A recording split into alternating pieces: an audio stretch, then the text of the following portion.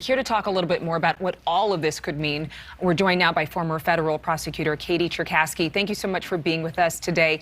Justice Alito, in this document leaked to Politico, saying that one of the central tenets of Roe v. Wade that just doesn't make any sense or is erroneous is over the distinction of viability of fetuses that can actually live outside the womb. What is his argument here?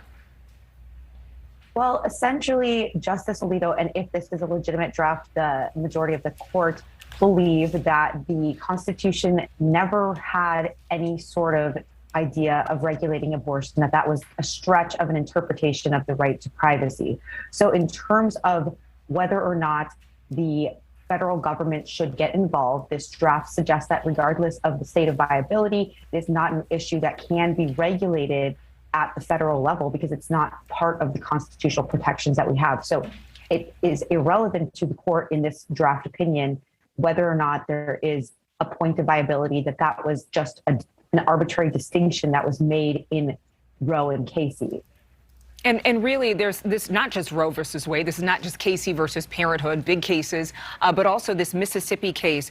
The high court hearing that the Mississippi abortion ban in December, banning abortions at 15 weeks, that would put Roe versus Wade in trouble. I mean, this is not something that should be a surprise to anyone, correct? Because I remember the initial reporting saying that this particular Mississippi case actually threatens Roe v. Wade. So why are people astonished here?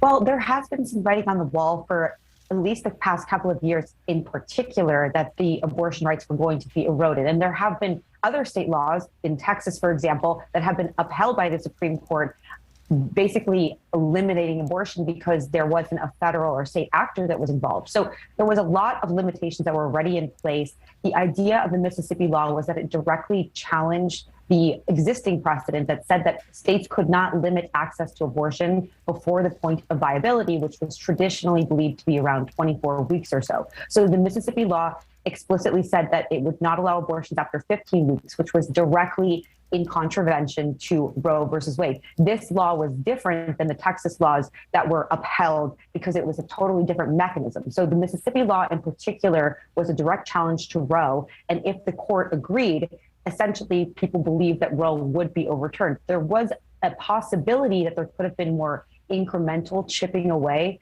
of the Roe protections. But this draft, if again legitimate, is a complete and utter overturning of that precedent altogether. So that's why it is stunning in that sense. And you've said that a few times, and I'm glad to clarify it because, again, we have this document that appears legit, but we don't know yet. Still, reportedly, it is official opinion, a draft opinion from the Supreme Court.